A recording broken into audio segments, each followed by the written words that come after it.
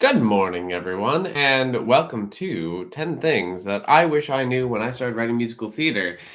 Let's dive right in. Number one, you can get started without formal training. There is nothing wrong with that. Now, I say this, yes, even as someone who teaches musical theater writing, who gives that formal training. I say start now. Just go for it. I mean, this is how I started. So, back in the day, back in college, between what was it, my sophomore and junior years of college, I had been contemplating this idea of do I want to try writing a musical? And so I decided, yeah, okay, I'm going to give it a go. Did some research throughout my sophomore year, and then I decided to take Oscar Hammerstein's advice to Stephen Sondheim, a young Stephen Sondheim, and do the first assignment of four, which is to take a play I admire and try to musicalize it. So between sophomore and junior year, having no formal training whatsoever, kind of cobbling together a little bit of what I could gather from books, which were kind of hard to find. The internet wasn't very helpful at the time. I just started. I tried it out, and I'm pretty proud of some of the stuff I wrote in there. If I knew now what I if I knew then what I know now, then I think it would have been a lot better, obviously. But it was important to get started. Number one, because I learned what I do have naturally, talent wise, what things come to me that I can utilize that were just instinctual, right? And then on the other side of that, I could see where my shortcomings were. And if I didn't have that opportunity to kind of self evaluate through doing, I don't know that I would have known what information, what training I wanted to actually seek out. For instance, I found that my musical background served me a lot better than I thought it was going to. And I knew a decent amount about composition instinctually. I had not taken a formal composition class yet. I have since done so, and even did so in college after the point that I wrote that show. And uh, I think all of the classical piano that I played, in addition to my love of musical theater and the way that I immersed myself in the music, often, quite often, I used to listen to cast recordings all the time. I was that kind of nerd. Hmm. Still kind of am that kind of nerd, just with less time. I did find, though, that my instincts would take over where music was concerned, and that part came pretty naturally. Obviously, I've honed my craft since then, but that was a lovely surprise for me. Lyrics, on the other hand, I really didn't know where to start. I had no idea what I was doing, and I had a lot of fun trying some things out, but it was clear to me if I'm going to get some training, I should probably start there. So, again, you will learn so much about yourself just by starting. With or without formal training, it doesn't make a difference. Just go for it. Get something on the paper. Just feel free to dive in. You have all the permission you need to go for it. Um, Also, I will say, because going for it is scary. Pardon me, I have my lovely winter tea here today. Repping the Spark File, if any of you are Spark File lovers. If you're not, you should be. Go do it. Go listen to the podcast. But to help make it feel less overwhelming to just dive in, what I would suggest to you is to look to your favorite songs and shows and composers and try your best to see what they're doing and emulate them. That there's nothing wrong with going and being like, huh, I really like Jason Robert Brown. Can I write a song like he does? Okay, that seems pretty complex, but I could at least maybe try to write a melody like he does. Or look at the structure of the songs that he really likes to write and then try to emulate those. Or are you Aarons and Flaherty fans? They've got some formulas, but they change the formulas based on their shows. So you can go and sit down with a score, look at it, and see if you can write a piece like this one, right? Just a place to start. That's an idea. I'm just tossing it your way. Number two of 10. This is a big one. You are allowed to be messy. Boy, do I wish someone had told me this. And in fact, I'm going to take a step further and say, actually, you should be messy. Not only are you allowed to be, you should be. If you go in with the expectations, like go into the writing process with the expectation that you won't be messy, you will never get started, right? The ideas of tidiness, of neatness, of coherence, let alone perfection, those will be some of the biggest blocks for you because nothing falls out on paper that way. It's never neat, it's never tidy, it's rarely coherent, and it is certainly never perfect. But if you can go ahead and feel comfortable in playing around and throwing things down onto the paper or into your computer and say, I'll figure it out later, that will open up an entire world for you. The messiness is important. It allows you to play and experiment and find in all of the gross, because there will be gross. That's why it's a mess. You can find the good stuff, the nuggets, the things you want to keep, the things you want to build off of. And I will take this specifically also to first drafts. First drafts should be messy. In fact, first drafts need to be messy, right? That is the time for you to play with your characters, with your plot, with your music, and say, let's try this. I don't know if that works. Great. So let's try something else as well. Yeah, I'm going to bookmark this spot. I'm going to write 4-ish songs for this one moment, see if anything sticks. I'll come back around to it. Or maybe you just give everything a first pass and be like, great, I'll figure it out later. Because you always can. You can figure it out later, right? You can clean up your own mess, but you have to be messy first. It's so, so important. And I do understand, I do understand that there is a negative feeling about being messy out there, that perfection and neatness are somehow the things that we should all be aiming for. But let me tell you, in the room, when you are doing the work during a workshop or a production or a reading, it's going to be messy with other people in the room. And if you're not comfortable being messy with yourself, it's going to be really, really difficult to be messy with other people. So I say practice it now. Go ahead, start, get messy, do all the things. It's really fun. Also, hi everyone. If we're meeting for the first time, I'm Michael Ratty. I am a musical theater writer, so composer, lyricist, librettist, performer. I teach musical theater writing, obviously. Hi, welcome. Here we are. I also am a professional vocal coach, and I do a lot of other things too, musical direction and other things I'm not thinking of off the top of my head, but I'm all over the place. I do a lot of things in the musical theater realm.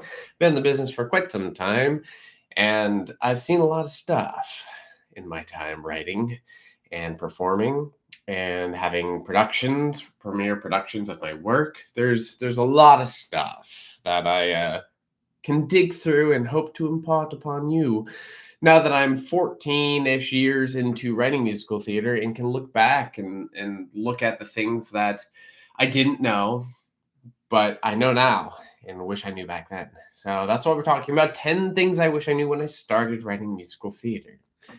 Let's go into number 3. Number 3, knowing the foundations and classical techniques gives you all the permission that you need to break the rules. Let me say that again. Knowing the foundations and the classical techniques gives you all the permission you need to break the rules. So for me, I learned it in the BMI workshop. If you don't know, that is a workshop in New York City. It is Audition. By Audition, they take, I don't know, between 30 and 40 people each class. And it's a free program, but you do have to live here in New York. And they teach musical theater writing from a purely classical standpoint. And I love the classics. I loved learning from a classical standpoint. It was so very useful to me. But I also believe in breaking the rules, which can get me in trouble at times. But not just breaking classical rules. I also believe in learning other rules as well, because there's more beyond classical, right? There's the contemporary musical theater canon.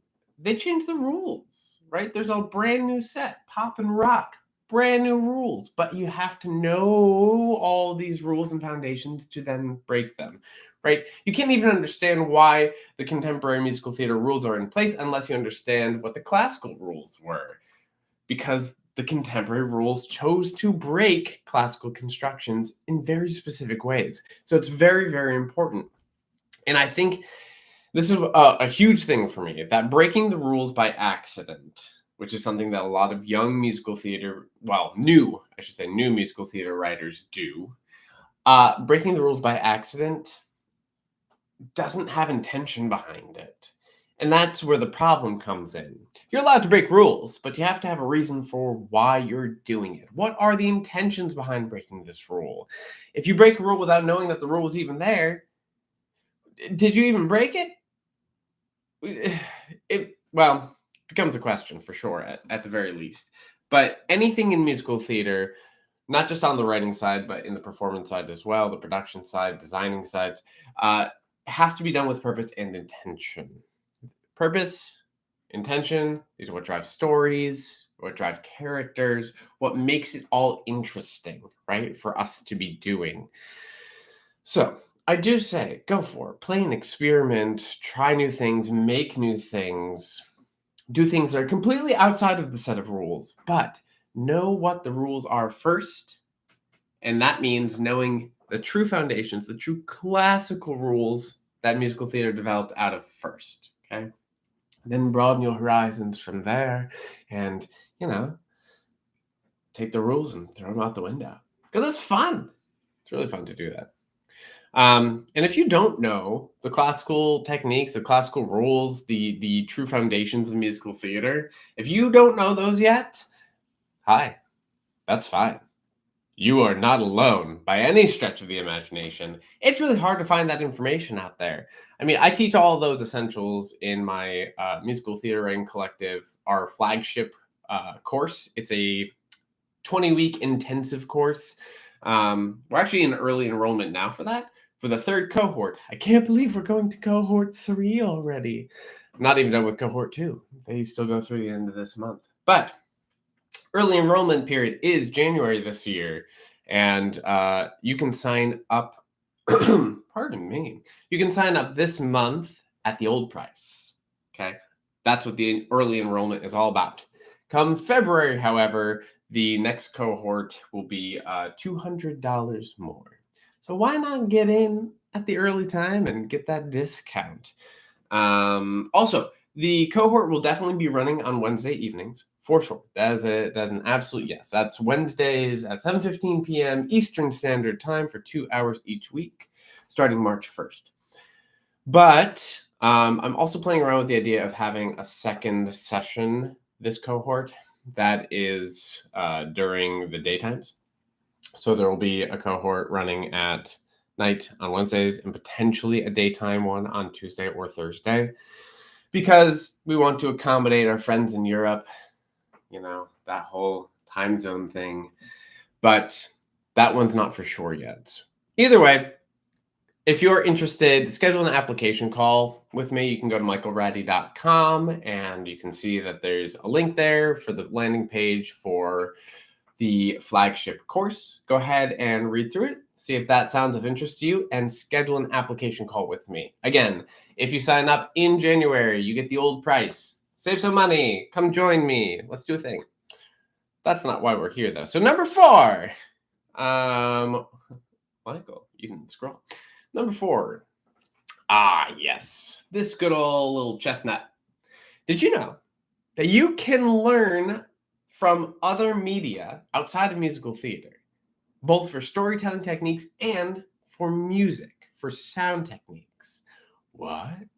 I know, we tend to think of musical theater as being such a singular thing, right? It is a genre unto its own, and it truly is. It really, really is. But you can learn so much from the other storytelling media just by absorbing it, let alone dissecting it. Like, if you want to sit down and dissect things, please feel free, go for it.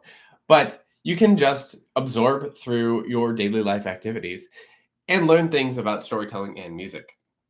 So although books and plays are some of the most adapted story forms for musical theater, you can look beyond them. And I suggest that you do. Um, for some storytelling elements, you could look at movies, TV, limited series, because those are very interesting, shorts, animated, documentary, graphic novels, dance, performance art, visual art collections, and the way that storytelling works in visual art, poetry, spoken word. There's so many types of media that do storytelling. They do it in ways that musical theater classically doesn't. But you can take elements from them and bring them in. There's nothing wrong with that. In fact, it's exciting. I always find it delightful when I sit down for a musical and I see, oh, I've never seen a story told this way before. I felt that way for Fun Home. I mean, what a great way to take a graphic novel and adapt it to a stage musical. What? Delightful. Why don't we do more of that? Legit. Why don't we do more of that? And for music, on the music side of things, I mean, anything you hear, anywhere, ever, start paying attention to sound. Just general sound, environment around you. What is that like? Obviously, you can also listen to the sound in things like TV and film as well. But also, some other thoughts. Look at classical music. Classical music is ultimately the root of everything we do in musical theater, right? Classical music to opera and operetta, and then bring in vaudeville and jazz, and you have all of these things that kind of culminated in a storytelling form through music. It's worth taking a look at. Pop or rock? Pop or rock operas, even. Right? There are some, like the Who's Tommy. I love that album so much. And it's a great show, too. It made for a great show. But um, pop and rock music have a lot of great storytelling elements in them as well, especially rock music of the 60s and 70s. There was a stretch of time there where storytelling songs were very popular on the radio. It is very worth going back and taking a listen to those. Concept albums. A lot of bands, even today, do concept albums. Listen through an entire album. See what that storytelling actually feels like and sounds like. Folk music tends to have a lot of storytelling in it. Or also epic tales. I know that we don't tend to sing the epics anymore, but if you go back and you listen to, read the epic tales, you can see how they are formulated like gigantic songs. And it's really cool to see. You can take elements from these places. Yeah, I mean, there are so many ways that we can borrow from pretty much anywhere and use it. There was a moment, gosh, this had to have been early 2018. I was in Disney World for my friend Meg. Actually, I think the anniversary was just a few days ago. She was running the Disney Marathon, my friend Megan. And I went down to support her, and it was a blast, and we ran around cheering her on. It was great. But we did some riding of rides like you do after the marathon was over, and I was fascinated by listening to the music in Disney rides and seeing how the stories unfold, especially on dark rides. And that inspired me to alter the storytelling that I was doing in a show I was writing at the time with my friend Sean.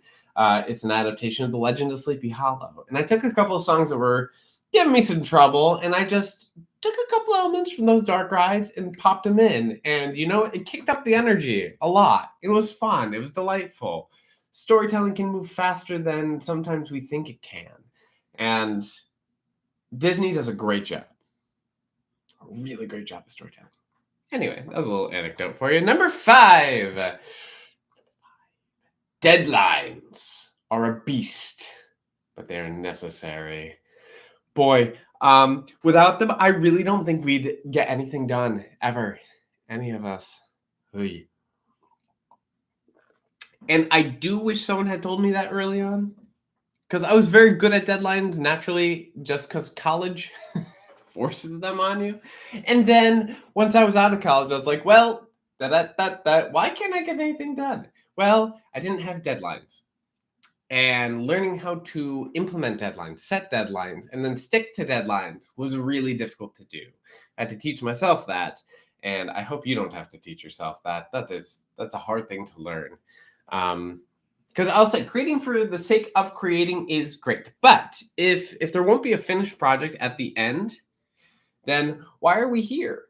What are we doing? What's the point of the creation? Unless the whole point of this moment of creation for you is just play. You don't want a finished project, that's a different thing.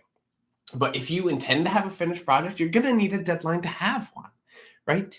And deadlines can come in so many different forms, whether that is self-imposed, imposed from the outside, an accountability group or partnership, or it could be for a class, or it could be you've got a reading coming up, or a workshop, or this show's about to go on stage for its premiere production, or, right? There are so many different ways that you can have deadlines. And we need them. We need to have them so we can learn to stick to them, because that will increase your productivity like tenfold. I also think that creative limitations is important, just generally speaking. If you know that you have to rewrite half of your score and you've got 3 weeks to do it, like I did in 2014, I was a late acceptance into the Emerging Artists Theater Festival and with King's Legacy, and I knew that I had to rewrite about half the score. Yikes. So, here's to go back to classical foundations for a moment here. I took what I was learning in the BMI workshop to do the rewrites and do them fast, because this is the joy of the 32 bar chorus, is it allows you to write songs quicker. And a decent amount of that material has stuck around, but that whole idea of 3 weeks, half the score, gave me a very specific deadline, and then I had to just sit down and figure out how I was going to get that much music written in that period of time, and I did it. That's the great part about deadlines, is that they force you to do it, and you either succeed or you fail. And if you do fail, that's okay, because you will learn from that, but we want that success. Made it happen. Anyway, so yeah, creative limitations, those are wonderful because they force things upon you. I did end up having to cut some things down, make some choices I wasn't sure I was going to make, but it forced my hand to have a deadline. And our brains respond really well to these kinds of structures that are necessitated. I almost didn't say that word. That are necessitated by having deadlines. Our brains really love those structures because it says, hey, here are your limitations. Now play, right? It's different from the play of the messiness of the first draft. This is a lot less open-ended, which gives us, barriers to run up against. Well, you're not going to cut your protagonist at this point. Great. So what are your options in keeping your protagonist to make this moment happen? Things like that. Also, if deadlines aren't your thing, because I get that they're tough for most writers, I would say actually most creatives have a hard time with drafts. With deadlines. I can potentially help you with that. I'm running a new program. It is a deadline. Let's see. It's called Did It. Deadline implementations done in time. And the idea behind it, so I'm going to run this 4 times a year, is this is a 6-week program for accountability. You've got a goal that you want to accomplish, right? I'm sure you do. We all do. We all just made New Year's resolutions and things, right? We set new goals for the year. So I know you have things you want to get done. And we are going to have that goal that we think we can accomplish in 6 weeks. You and I are going to sit down in a call together, and we're going to break down those 6 weeks into weekly chunks. And then every week, as a group, we're going to come together and we're going to meet. We're going to hold each other accountable for what we got done, what we didn't get done, and what our new plan is going to be for that next week, to either catch back up or to adjust as we have to go. By the end of 6 weeks, hopefully you will have accomplished the goal you set out for, but if nothing else, you will definitely have stuff done. You will have things created. And isn't that really cool? So, again, that is the Did It Accountability Group Program. This first run, again, I plan to run 4 times a year. The first run starts on Thursday, January 26th. So if that sounds like a good way to kick your butt into gear to get your goals accomplished, come join me. You can find all the information on michaelraddy.com. Of course, everything is right there. And reach out. Let's see what we can make happen. I will also be doing the same thing. I will be having goals as well. So don't worry, I'm not just sitting back, sitting pretty. I practice what I preach. Again, if you're just joining us, hi, I'm Michael Ratty, musical theater writer, performer, vocal coach, educator, content creator, all the things. And we are talking about 10 things I wish I knew when I started writing musical theater. And we are moving on to number 6. Number 6, the path will be hard, but you don't have to go it alone. Okay. This is a couple things I want to say about this. Number 1 is I really wish someone had told me early on, this is going to be a difficult thing to do. Now, in part, that might have just been the naivete of a little me in college being like, oh, hey, I could do this. That's not a problem. I'll just write a musical, pasha. Right? I mean, it wasn't quite that casual, but it pretty much was. Someone sitting me down saying, by the way, this is not an easy thing to do. This is a very highly specialized set of skills that people need in order to write a musical. That would have been very helpful. So there's that part. But also, to go off of what Susan and Laura say on the Spark file all the time, is that smart creative people don't go it alone, right? And this is the other thing. I worked alone in writing musical theater for a very long time, and I wish I didn't. I wish I'd started collaborating earlier. And not just collaborating, but finding my community. One of the biggest things, the best boons that the BMI program gave to me personally was the community of writers. Being in the room with other writers who are bringing their own thoughts and talents and ideas and inspirations to the table was such a mind-blowing experience. I'd never had anything like that before, because not only did that give a chance for us all to lift each other up, but also to learn from one another. There were techniques, and there was vocabulary, and there were ideas, approaches, perspectives that I had never considered before or known before, or even known to know. But having all those people in the room, in a community, oh my God, it made such a huge difference to my life.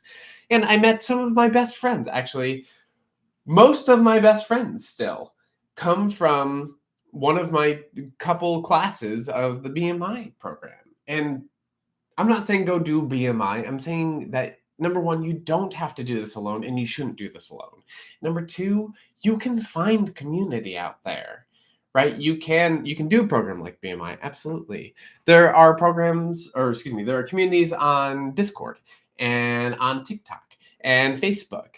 There's, of course, the Musical Theater Writing Collective. I mean, this is near and dear to my heart. This is why I started the collective, was because we don't have a community that is centralized with resources as well as connectivity pieces and learning opportunities and ways that we can lift each other up, that's not gate-kept by finances or by geographies. And I wanted to create that. That's why I did what I did.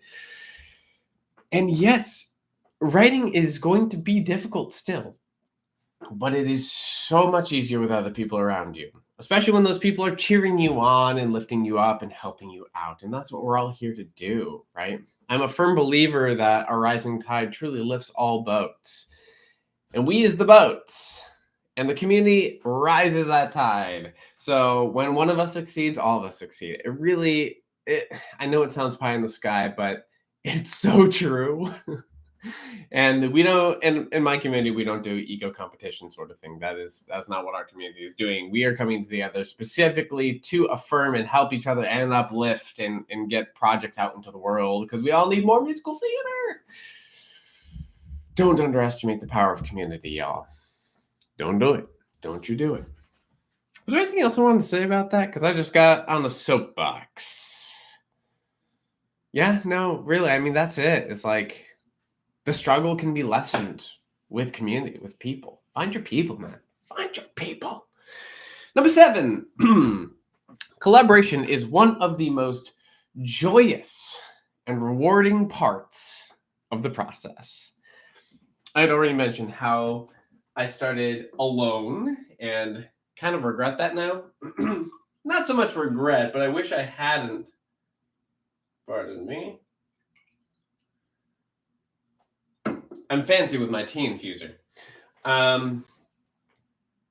But when I started collaborating, a whole new world was opened up to me. And again, I started because of the BMI program. So like if you haven't done it yet because you can't find your people, take a course, find your people, do the things, start some collaborations. So pardon me. I think it's the dryness of winter, but I'm getting congestion right through here today. It's dripping. It's gross. So we all got into this business because we love it, right? We love creating. We love things that connect humans to one another, whether that's the people on stage to the people in the audience, or whether it's creative to creative, right? We love that. Collaboration takes that idea and it just ups the ante. It's more fun because everyone's invested in the project, right? When you are collaborating, whether it's writer to writer or director to writer, director to designer, whoever you are in the process, the whole idea of collaboration is that we're all working together toward this one goal on this one project, and we get to uplift each other's ideas and contributions and figure things out together in a way where we are creating the best art that we can possibly create, right? This is not one person's idea and everyone else is just a little worker bee. I'll leave that for corporations. This is all about coming together to tell the best story we can tell, to make the deepest human connections we can make. And isn't that beautiful? Is that why we do musical theater in the first place? Right? So I just, if you haven't collaborated yet on anything, seek it out in whatever form that comes. But if you want to collaborate on a writing side, I highly, highly, highly suggest doing a program where you can do that and try it out. Not only is it so much more fun, but you get to like bounce ideas off of each other. You're not the only one. Like the sole onus of the piece does not rest on you, right? And when you get stuck, they can help pull you out of that rut so you're not stuck any longer. These are wonderful things, wonderful, wonderful things. And for me, this is one of the other reasons that the flagship course was created the way it is, structured the way it is. We do collaboration throughout our time together. There are 6 different song challenges, and for each song, you are paired up into a collaboration, and you get to write with another human being, which is beautiful and lovely and wonderful. And also, each collaboration is going to be different. You will have different partners throughout, which is fun because you get to feel different styles. And then each challenge is a very different challenge. So even if you're with the same person on 2 different song challenges, it will feel completely different. And you can try out, do we want music first, lyrics first? Do we want to write in the same room together? There is, I don't know. It's a great way to kind of like speed date through the process and get a crash course in what collaboration can feel like for writers. Again, if that's of interest to you, come on over and apply. We'll chat. We'll see if we can do a thing. Make it happen. All right, number 8. This one I kind of knew coming into writing musical theater. I just didn't know the depths of it. So, music and lyrics are saying 2 separate but heavily related things, right? They are different parts of the writing process, but they are telling the same story from different perspectives. And that is one of the things that makes musical theater feel so rich and engaging. Here, let me specify here. I think we often come into writing musical theater thinking about like the separation of book and songs. And that makes sense, like from the perspective of an audience member, where we think about the dialogue versus like the song moments, the music moments, right? We don't really think about any other separations, but really, there's a huge separation inside the songs themselves, and that is music and lyrics, and not music versus lyrics, but the way they work together, right? One of the reasons that musical theater feels as deep as it does, why it connects to hear so easily, is because of the multiple layers of information that we are constantly receiving through musicalized moments, right? Whether that is plot and character, but also the text and the subtext. These are like the essentials. These are the big things that I want to touch on. So, because they are lyrics and music. So the text, the lyric, is all about what someone is saying or thinking on the surface, but the subtext, the music, is what is actually being thought or felt or stated. Again, so the text, the lyric is the text, that surface level, and the music is the truth, the what's happening underneath. And we get both of those pieces of information as audiences at once, right? So you get a sense of what someone is actually thinking, feeling from the music, because music has this way of connecting to us as humans that is impossible to describe. It's so ethereal and powerful. Very, very powerful. We can easily be swept up in the emotion that's created by music. Easily. So those are signals that we get and we understand in here and in here. And the text is what the person is saying, which they may or may not believe, right? So if someone is saying that they want this thing, but the music doesn't sound so sure, that's probably because that character isn't actually sure and is trying to convince themselves that they want that thing, right? There's so much power in having the lyric doing one part of the work and the music doing a different part of the work. And sometimes I see musical theater writers, especially new ones, coming into the writing process and kind of having both of those pieces trying to do the same thing. But if we're just reinforcing the lyric with the music, then what's the point? What are we doing? Right? What are we saying by doing that? There's so much more that we can be doing. Don't underestimate the power of music's being the subtext in a way that even feels blatant. Because I guarantee you that audiences, while they are taking in as much information as they have to take in, won't be thinking about, oh, that was a minor note that time, which may feel very obvious to you as a composer, but to the audience is like, something shifted, right? And that's all we think about because we're watching a story. Yeah. Music and lyrics, y'all. Different work. Ponder. If you're just joining us, by the way, hi, welcome. We're talking about 10 things I wish I knew when I started writing for musical theater. Oh, also, if you're getting some good value out of today, would you mind giving the video a little like and also subscribing? Because, hi, I make this content all the time. Not usually live, but I don't know, we're trying it out today. We'll see if we do more lives coming up. But I do lots of content and interviews, like regular YouTube videos, interviews, shorts, tons of things. And there's even more content available always through the Musical Theater Writing Collective. So come join us there. Number 9. Here's something that's said to musical theater writers often. You are a dime a dozen, and the industry will treat you that way. So I think that we would most immediately go to that idea for actors, right? For performers. We hear that even in the mainstream a lot of like, yeah, well, actors are a dime a dozen. That person can't do it. Someone else can do it, right? I was surprised, though, as a young writer, how often I heard it about writers and also about our shows. Whew, it is tough to hear because it's not true. That's the big thing. It is not true.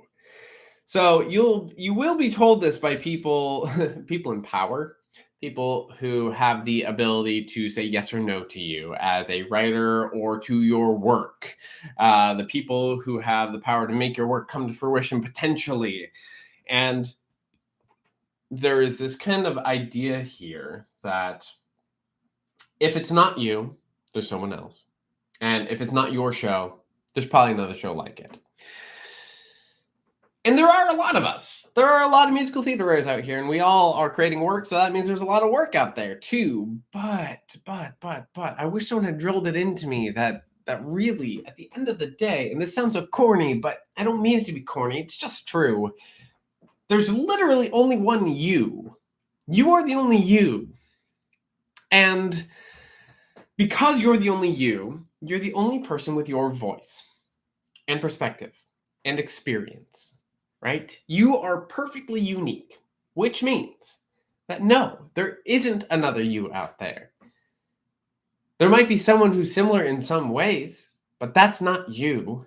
Your voice is still unique. Your perspective is still unique, right? And because those things are true, anything you write is going to be completely and utterly unique. Very specific to you. No one else can write the show that you would write. They might be able to write on a similar topic, maybe even write on a similar topic in a similar style, but it will not be the same voice. It can't be, right? Man, I so wish someone had told me that. Because I spent a lot of my time early on, I think, not dumbing down, but taking bits of my own voice out of my work. Like my first thing, Streetcar, that was the adaptation, was A Streetcar Named Desire, sounds so like me. And then my next show, the original, sounded about half like me and half like other people. Because I thought that was growth, to sound like other people.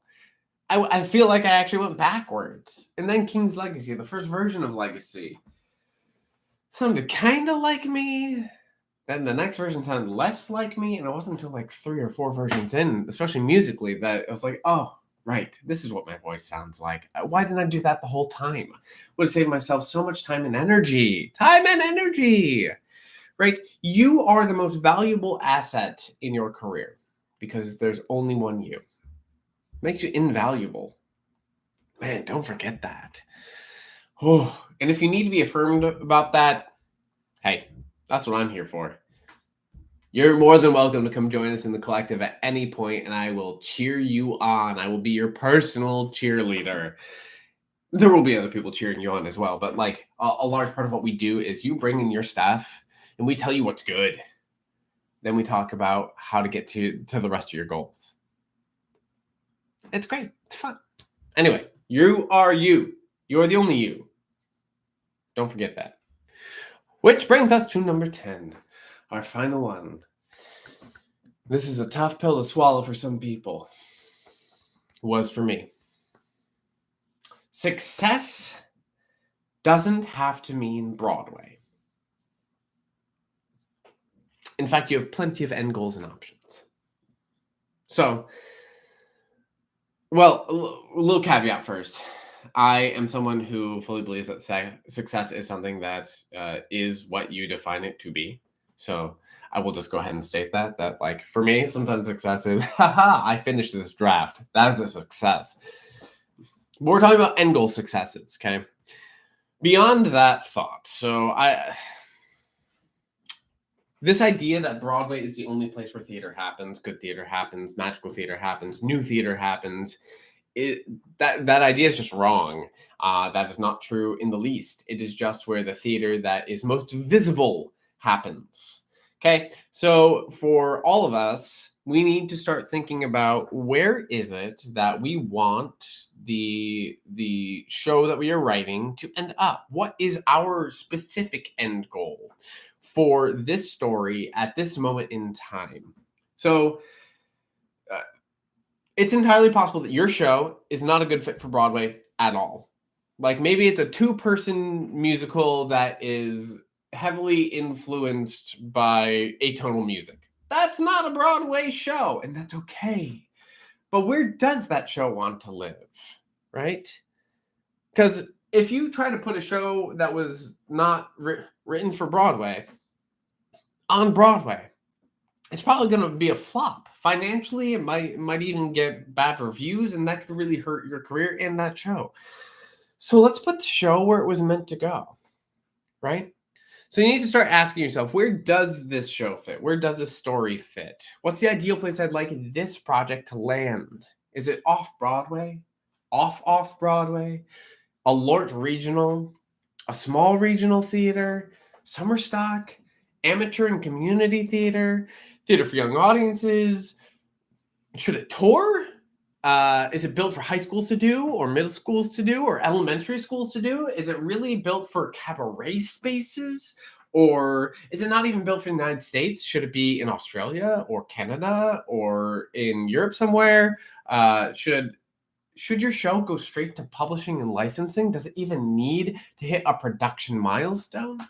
There are so many different end goals for any piece out there. And I really want you to start thinking about how Broadway is great, but there are other places to go too. And you have to think about it per show, not just for you as a writer, but per show. Every project is different, and there are so many options out there.